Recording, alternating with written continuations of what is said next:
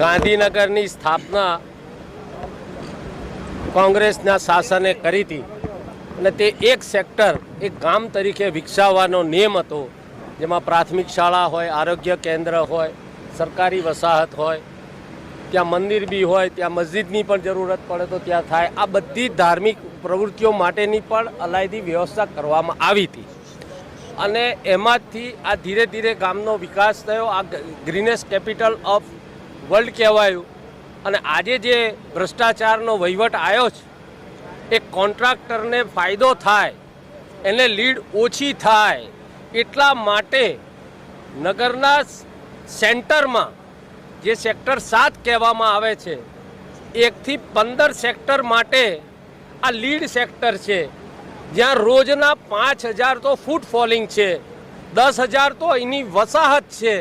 અને અહીંયા લોકો શાકભાજીથી લઈને ઘંટીથી દરજી, નાના નાના મધ્યમ વર્ગના અને શ્રમજીવીઓ લોકો રહે છે. વર્ગ 4નાથી લઈને વર્ગ 2 સુધીના લોકો અહીંયા રહે છે. અને એ લોકો માટે આ સુવિધા ડેવલપ કરી એમણે, અને અહીંયા ડમ્પિંગ સાઇટ કરી અને આ લોકોને હેરાન કરવાની એક વિકૃત માનસિકતા ભાજપે ડેવલપ કરી છે. એમના કોન્ટ્રાક્ટરને, કારણ કે સેક્ટર 30 સ્મશાનની પાછળ ડમ્પિંગ સાઇટ હતી, એના બદલે આનો ઉપયોગ કરે તો એમને લીડ ઓછી થાય. જો ખરેખર એમને ડમ્પિંગ સાઇટ કરવી હોય તો સૂચિત રાજભવન છે, ત્યાં હજી કોઈ ડેવલપમેન્ટ છે નહીં, ત્યાં કોઈ વસ્તી રહેતી નથી.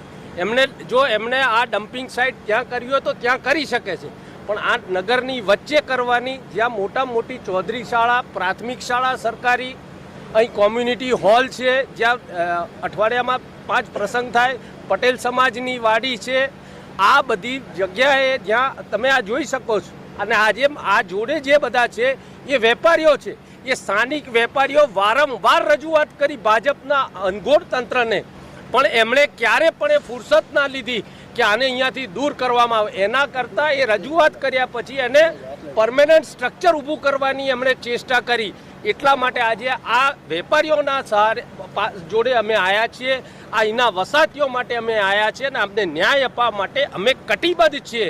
જે કંઈ પણ હદ સુધી અમારે લડત લડવી પડે અમે લડવા માટે તૈયાર છે, પણ આ ડમ્પિંગ સાઇટ અહીંથી દૂર કરાવીને જ અમે રહીશું.